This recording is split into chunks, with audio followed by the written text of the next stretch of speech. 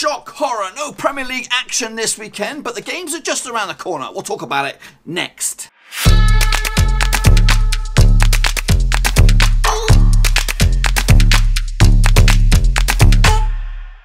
That's right, folks, back once again with another prediction video, this time looking forward to match day number 24 in the 2018-2019 Premier League season. Now we'll get to that in just 1 second. If you're new to the channel, smash your subscribe button to keep you bang up to date with all things Blackburn Rovers related, Premier League related, world football related. We're going to all here under one roof. Now, before we get into it, let's take a little think about it for a second. Obviously, this weekend, this video is getting out nice and early because there's no Premier League games on this weekend. The games are midweek next week, if you catch my drift. But anyway, obviously, the FA Cup is a different competition. We're not going to predict those. We're going to predict the next Premier League games. And we're going to kick it off right here, right now, by looking back at how I got on last time out. Now, I must tell you, I did okay this weekend. Not brilliant. But anyway, Wolverhampton Wanderers up against Leicester City. 7-goal thriller, this bad boy. Ended up being 4-3 in favour of Wolves at Molineux.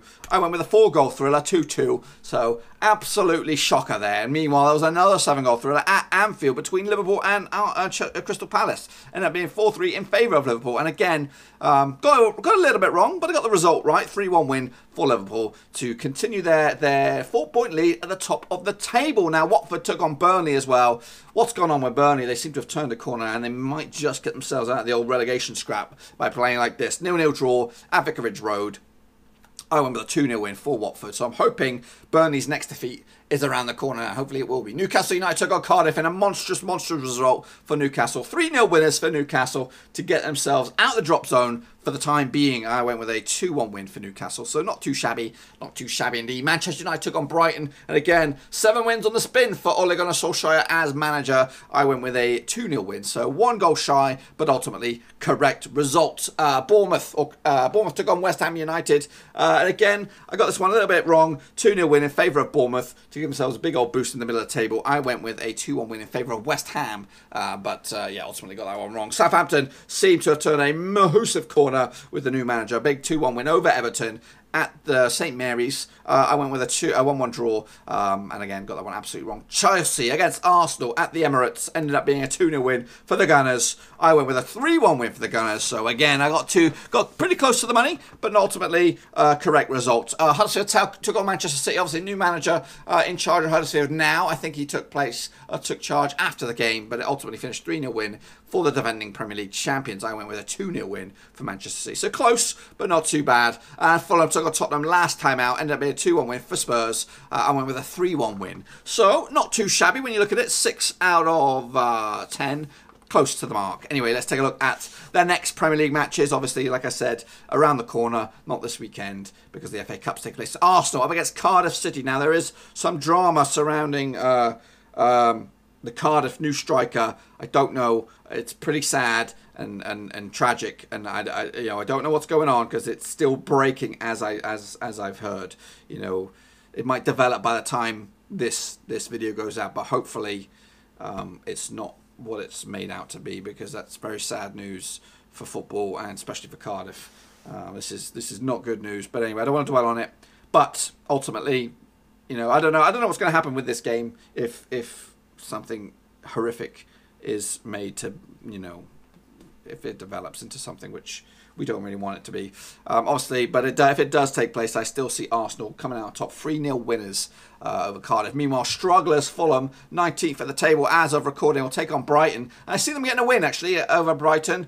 They need to start getting some results in if they're going to get themselves out of it, because right now they look doomed alongside Huddersfield Town. But we'll talk about Huddersfield in a second. Wolves will take on West Ham United. Now, Wolves are one of those sides you just don't know what's going to happen. They're 8th in the table, and a win for them could see them leapfrog into 7th spot. And I see a 2-0 win over West Ham, who are hot and cold at the minute, all over the shop, and there's a lot of news surrounding Art Snautovic these days. But anyway, Huddersfield take on Everton, and again, it's desperate times for Huddersfield, and Everton are hitting a rough patch themselves.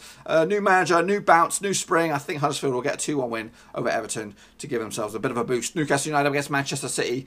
Really big result for Newcastle last time out against Cardiff. It was win or bust. But this time they're going to lose to Manchester City quite comfortably. 4-1 win to put the pressure on Liverpool as they'll take on Leicester City. We'll get to that in a second. Manchester United against Burnley, them six-fingered banjo-playing weirdos. Burnley. Now we need a monstrous result here, Manchester United. Make sure it's 8 on the spin for Ole. 3-1 win for Old Trafford and Manchester United. Southampton against Crystal Palace. Like I said, Southampton looking very good at the moment under the new manager, the Austrian Klopp. 2-1 win for them over Crystal Palace, and maybe, just maybe, they'll see Southampton leapfrog Crystal Palace as high as 14th.